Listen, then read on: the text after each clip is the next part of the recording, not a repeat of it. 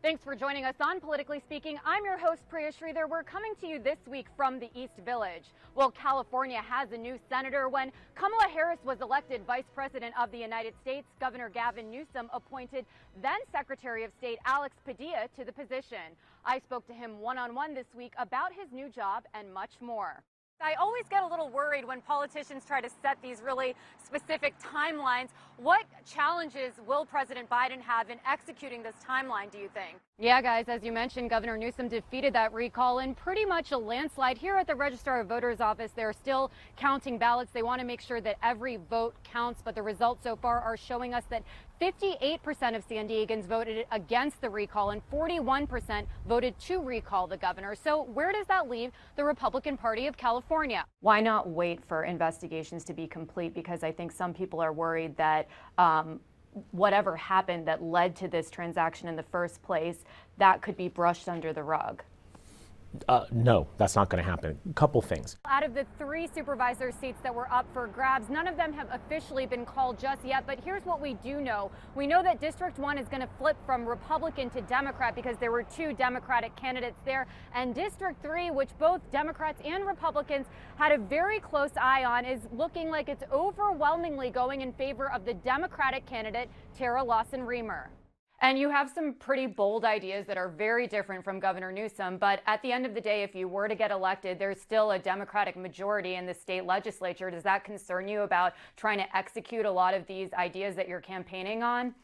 Well, it does. Well, by declaring this public health emergency, public health officials are hoping that San Diego County might be able to get its hands on more vaccines and also more funding options to potentially combat the outbreak that we've seen globally. Wanted to be able to take care of their employees. We appreciate your response, and we have so much to get to right now. It's actually time for our rapid fire round. Gentlemen, Mr. Campanajar, sure. Just a minute, we're trying to move on to a new topic. So it's quick questions with quick answers, please. Would you have voted to impeach the president? Mr. Campanajar, let's start with you. As we know, an actual impeachment conviction would be impossible without some Republican senators getting on board. In the House, 10 Republicans broke rank to vote to impeach President Trump. Congressman Issa was not one of them. I asked him why he didn't think impeachment was the appropriate course of action. And I want to ask you about an interview you did on Fox Business recently where you said that, a lot of people are overreacting to what happened last week. Do you think that was a fair way to characterize it? I think, and I think in my heart. Well, this week, California Democratic lawmakers passed a bill that could change the rules for that special election, and it would have implications for the recall election. It could be happening much sooner than we expected, even potentially as soon as mid-September. I spoke to the Speaker of the Assembly, Anthony Rendon, about it.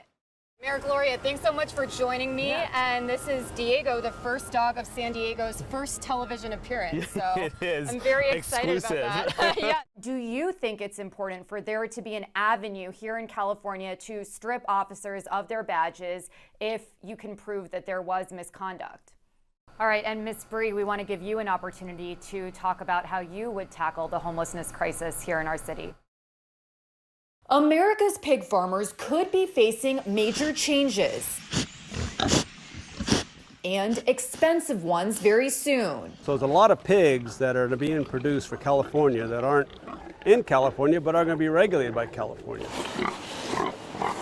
But it happened because of a vote from Californians in 2018 saying pigs needed to be raised more humanely. I've got some pork spare ribs that are done, got some briskets going to be taken out a little while, wrapping them up. But what voters said was the necessary change could suddenly cost California restaurant owners like Bradford Cooper. He owns Coop's West Texas Barbecue in Lemon Grove. Some of the best meat you'll ever taste. Like many restaurants, COVID packed a punch on his business. How are you? And despite that, he's clung on. But now he's facing a new hurdle.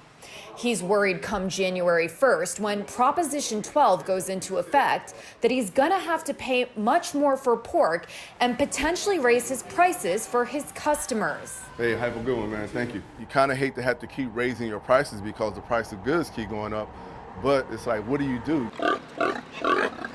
So how did we get there? Prop 12 passed overwhelmingly by California voters. And that means that beginning January 1st of 2022, pork can only be sold in California if it comes from a pig that gave birth in a pen that's at least 24 square feet. The National Pork Producers Council says less than 1% of pork comes from places that comply with those standards. And that means farmers across the United States could be spending hundreds of millions of dollars to build larger pens for pregnant pigs, which means they could potentially fit fewer pregnant pigs on their farms. California consumes 15% of the pork in the United States, but most of it comes from out-of-state farms like this one in Nevada. Pork farmers say that Proposition 12, which passed in California, could dramatically change the pork industry nationwide. Hank Combs owns Las Vegas Livestock, a pig farm outside of Las Vegas that sells 95% of its pigs to California. He says it's not just people buying pork that will face higher cost. He's worried too. The producer's the one that's going to be out most of the cost of reconfiguring their infrastructure, reconfiguring their farms to accommodate that regulation.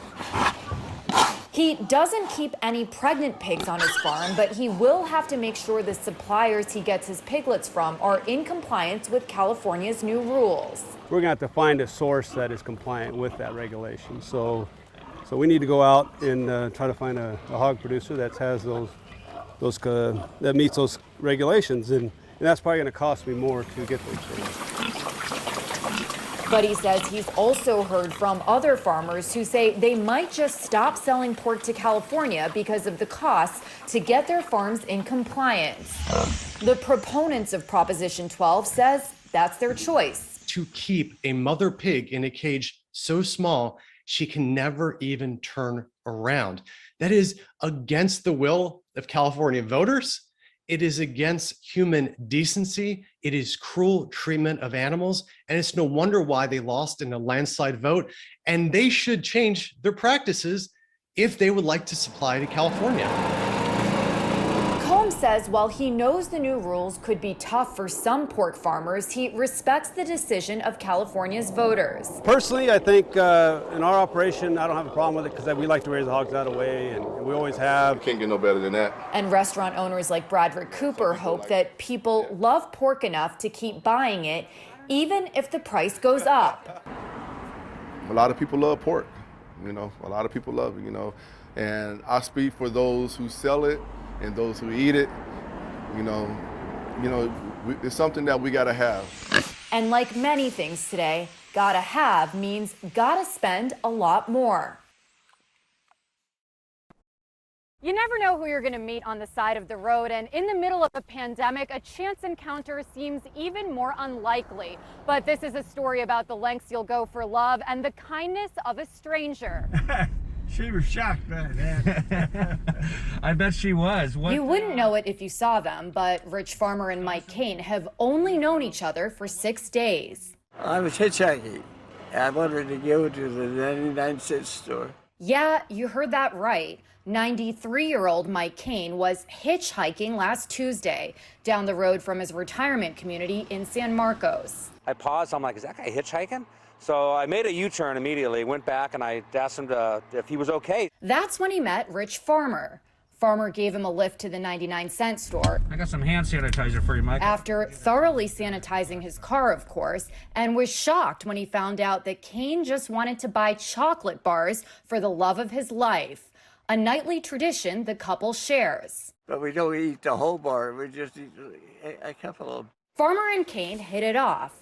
Kane called him up and asked him if he could take him grocery shopping. He's very unique. I've gotten rides before like that, but they take me and drop me. But that Rick, he does it 100%.